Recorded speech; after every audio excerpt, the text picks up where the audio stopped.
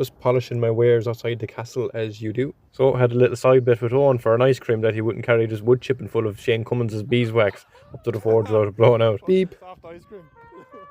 So after some theatrics and shenanigans, it's time to do some blacksmithing.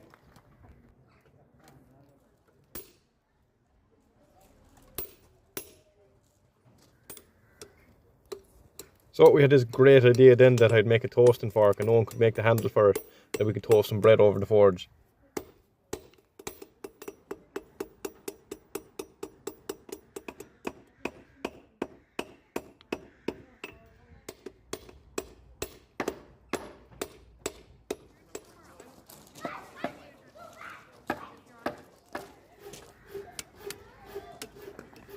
Content.